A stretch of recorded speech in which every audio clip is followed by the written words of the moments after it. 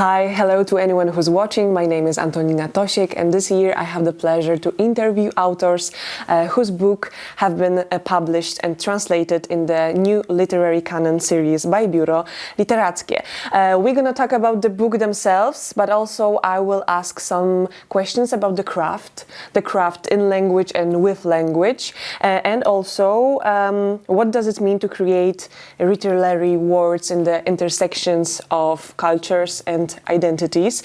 My first guest is Ieva Toleikytė, whose poetry book was translated from Lithuanian by Dominika Jagiełka. This is the book. Hello. Hello. So I'd like to start with a few questions in the style of Proust questionnaire. Are you up to it? Okay, let's try. Yeah. So only about the principles, you know. So first one, to write means to. What does literary practice mean to you? To write, what it means to me. Maybe searching for a connection. Okay. Connection between you and? Other people. And other people, okay. Does a poem have any responsibilities? What does it, what is poem allowed to and what is it not allowed to do? Oh, that's a tough one. Well, generally I believe that poems are allowed to do everything, but when it comes to me, of course, I have some boundaries, and what is really important for me is that a poem is like an open space where the reader can have some freedom to move around. So I try to avoid being very too direct, or I like to make some ambivalence in the text so that you can find your meaning, that it has more meanings than one. Yeah. That's something I would avoid to do. Yeah. Do you write with your reader in mind? No, I think the reader comes to my mind when I edit. Ah, okay.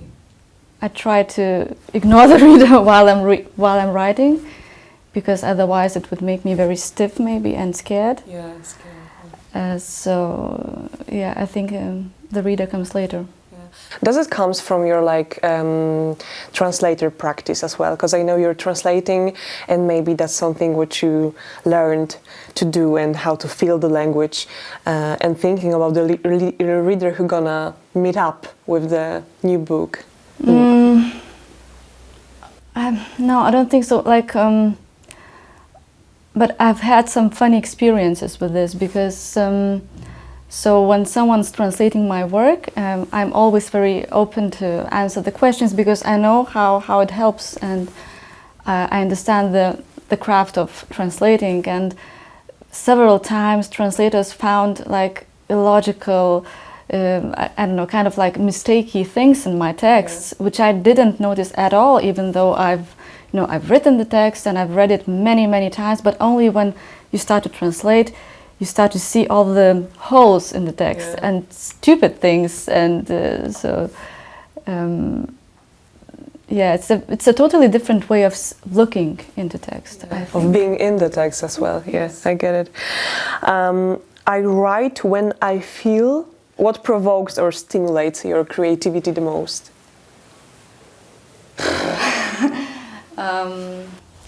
I think tension. Tension. I think that in order to write something, I need to build up tension.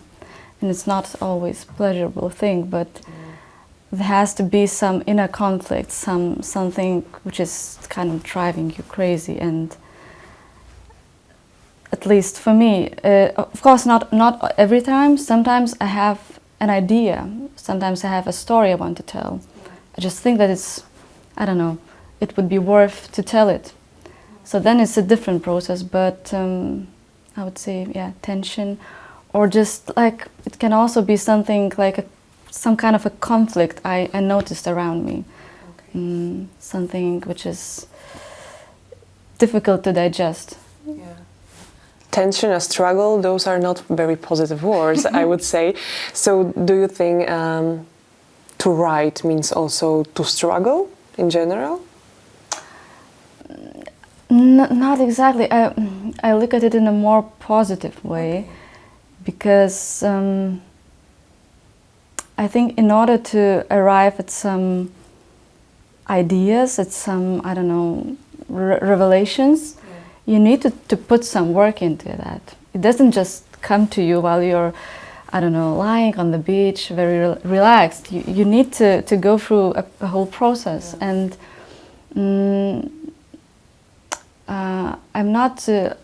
I'm trying to, and I believe that I'm not one of those persons who is looking for trouble in their life. I think my life in general is getting better and better, but the price for that is also facing all the ugly things and things you don't want to admit. And I think, there is a struggle in it, but it's a very rewarding struggle, I believe. But where all those experiences can transcend themselves and also become something different in the end. So we're ending on the bright side. I'm an optimist. I can be very annoying. It's lovely. The space, place, or room where I write best is. Do you have your own personal favorite place to write? No. I don't really have a very private space. I live with someone. I don't have my own room. I'm not like Virginia Woolf. Yeah. But I also know that the space doesn't solve your problems. I mean that some of my best work was written, I don't know, on the street or in a trolley bus. Just when you get the urge or idea, you have to just note it down. Usually I write in a very messy way, actually. I just take some very messy notes. So you write on paper? Yeah, at first I take those very messy notes, like just some fragments, and then I connect them with my computer. Okay. Yeah, okay. And last, of course, but not least, I will stop writing if...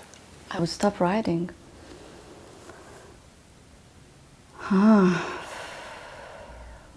Oh, very stupid things come to my mind. Come on.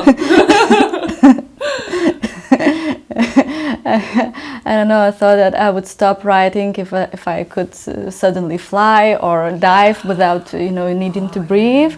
I think I would be really drawn into the nature and I would forget about it. But I don't know. If I became an animal. Oh, that's so lovely. Yeah. Well, it's kind of surprising how much I identify with the last one, with the last answer. Yeah. Okay. So let's move on to the book. It is composed of 3 parts.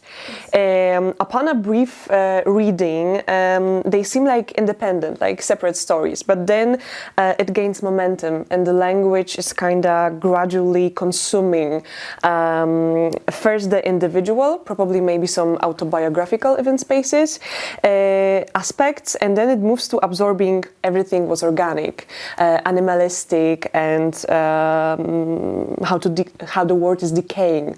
It's also kind of important. I feel like the protagonist of the book is kind of self-ironically making herself smaller and smaller and smaller, and like diminishes her central position. But the book is kind of like a puzzle. It invites a reader to piece together those puzzles on their own. So if you were to provide a Polish reader with a map of your book, could you explain why you decided on 3 stops?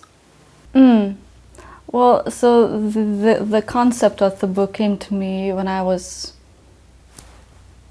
gathering my texts and thinking, what can I do with it? How can I make it like a story? Because I wanted to compose the text in such a way that the reader would want to continue, like find out what's coming next, and then I saw that description of the heart somewhere on the internet, and I thought, this makes sense to me somehow. So I decided to make like these 3 chapters and divide thematically the text. So yes, the first one is more lyrical, it's like kind of a, maybe not a love story, but you can see like a trace of some romantic, I don't know, development. Yeah.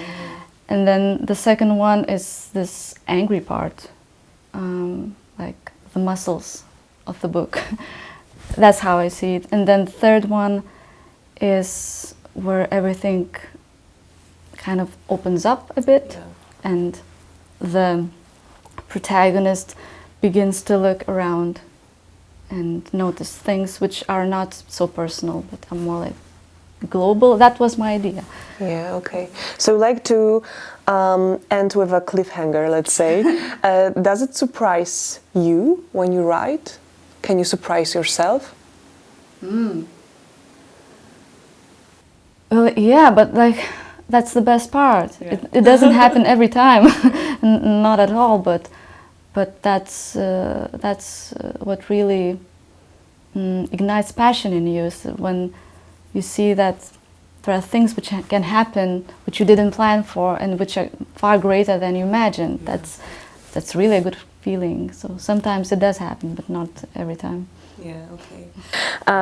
The book was released in Lithuania as your debut poetry collection. So I'm curious, how do you see it after all of those years? Because mostly in the beginning of the book, there seems to be a reflection on how to find your own language, how to find your own place in the literary world in general. But in the later parts, the decay and the remains, all sorts, takes the stage. The remains of the body, of the skeletons, remains of life in general. So I wanted to ask you, in your opinion, what remains after a poem? What would you like someone to take away after reading the books? After reading the book, and what remains after the Czerwony Śliski Pałac? Well, my hope would be that someone would take the fascination and strength and passion, because at that point I had some very strange need to write about, I don't know, ugly things, maybe to kind of like attack people on the page. But Confront? yeah, I was quite angry and I don't know, sad maybe, but so I needed that the extremes. But now when I look at it back at it, I think that still all the texts have this fascination with the world, and even though I write about these decaying bodies and, I don't know, slugs and parasites, there's still this like amazement at the world, at the mechanics of life and death and the circulation and there's a pure beauty as well. Yes. Yeah. So yeah, and I would say fascination, strength. Okay. And how do you look at it after all of those years, after publishing your first book? What's your like emotional connection to those first poems? I still feel very much connected to it. It doesn't feel like an ex-boyfriend. It's more. On the other hand, I know that I've changed a lot, and so the book was very personal when I wrote it. And now it's more like an old me, and more independent work. But yeah, and I also see the kind of what's the word? I had some bravery at that point of my life, because it's a bit sad, because it's connected with the very depressive mood I was in. When you're depressed, at some point you become very brave, because you don't have to lose, like there's nothing to lose, so you can just do some crazy things. But I don't think I have this in me right now. I'm in a very different place, but I respect the book. I think it's I try not to be judgy. Not judge yourself. That's the key. Could you tell us something about the visual aspect of the book? Because there are images, sometimes like cross sections under a microscope, and this is kind of how I imagine like heart chambers and tissues in a very, very, very, very, very close up. And the heart is so like crucially important to this book. So maybe we're gonna show it. I love the first picture. At first I thought it was you as a child, but then I read that it's not. Really? Yeah, it's me. It's you. Yes. Oh my goodness. Yeah, it's me. It is, because like, okay. Yeah, now I see the resemblance. Now I see. I also love the plastic bag above you. Yes. Like the... Yeah, it was very funny because I found this picture when at the last stages of publishing. Yeah. And I was so happy when I saw it because it's like, the plastic bag is focused and not me. It's like, that's amazing. I need to artificial, like, oh yeah. Yeah, so and it's connected with the last poem of the book. So I just asked the designer if we could somehow incorporate it, and she said yes, and used it. And what about those? Those illustrations. Those parts, yeah. So they were made by this Lithuanian designer Deimantė Rybakovienė. Oh, yeah. In the original one, they have colors. They are like reddish. Yeah. I was wondering why they are in black and white. I don't know. Okay. I don't know, but it's funny because everyone tends to think that it's the heart or some, I don't know, organs of a human, but it's not. It's cells of a plant. So that was her idea, to use plant cells for the That's amazing. That's amazing. And that connects the story so well. Yeah. So well. Yeah. Yeah, it was well thought. It was her idea. Yeah. So is the visual aspect important for you? Like, of course, the language and the word is on the central stage, but does all of the other stuff makes a poem stronger, makes a book stronger? Do you think about it as like a project itself? Well, the visual part came much later. It wasn't something I planned or had an idea about. I think it does add some things to the work, and I was just lucky enough to have met that designer. She had her own ideas, and it's great. And also, I think, well, at that point, see, the book is very tiny. It's like, I think 28 poems. It was like a joke on my part because I was 28 years then. And I don't write so often, and I have some issues with size. Like, I'm really small as a human being. I was always the smallest one in the class, and people tend to look at me as a child sometimes, even though I'm a grown-up. And then the book is very tiny, but I believe it's quite dense. And I think we also need the illustrations to make it a bit like, I don't know, weigh a bit more, kind of. So. Yeah. Also, the part of like someone treating you like a child is important. And one of my favorite parts, when a group of drunken poets calls you a little girl, and you say, "I'm not a girl, I'm a wolf," and I kind of bark and I kind of bite. Is this anger something that is driven from like your perspective on the literary scene and the place of womanhood in poetry? Is it like a case in Lithuania that when you first come on the literary space, was it a struggle for you to become visible, to find your own safe space, let's call it? Well, it's complex because actually I debuted with fiction. My first book was a collection of short stories, and I was very young, and it received a lot of attention, and it was well received. and then I got blocked, and it took me, I don't know, 10 or more years to come up with something new. And then in the beginning, people were very confused because like I was this prose writer, and what is this? It's not poetry. But then when the book came out, then people decided that I was a poet. So it's like I feel kind of weird. But talking about this relationship between sexes in Lithuania, so I believe that poetry field especially is dominated by men, and the newer generation is different. There are many like very good female authors, but the older generation is really dominated by men, and most of the awards always go to men. Yeah. For some reason, I don't know where women disappear,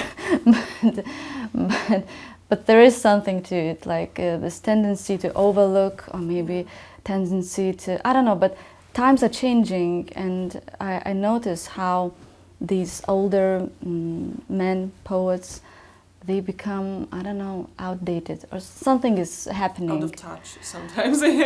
Like if people are changing, and those things which were impressive maybe 20 years ago are not impressive anymore, sometimes even revolting. And so it's interesting to see how this will develop and what will happen in another 20 years. How will the scene look like? Will it still be, maybe it will be dominated by women, or I don't know.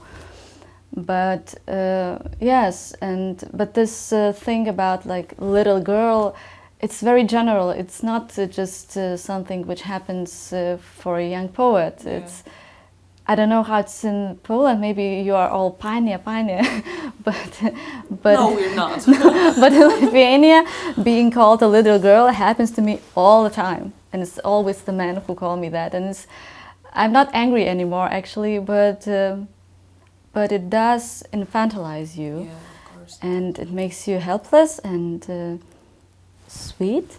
And I don't think it's my responsibility to be sweet, and you know. So, but that was I really loved it that you loved that part, because it was like my little victory. I remember, like it was the only time I like responded something which I thought was funny. So that's something but also that like happened. It's it happened in the it happened in Druskininkai. We have this poetry festival, Poetic Fall of Druskininkai. Yeah, I loved it. Your book was published in the series of the new literary canon, and what canon does mean to you in general? Because for years there have been a debate, like a global debate in humanities. Is the category of word literature even possible, even useful? Should we actually use it? Should we like be driven to develop it, or maybe just lose it and try to make like all of those smaller categories and smaller discussions and debates about how to emancipate the different languages and the different styles of writing? So, do you trust the transferability of experience between languages or in general? Aren't you kind of afraid of erasing the traces specific only to a certain context, a certain Lithuanian identity?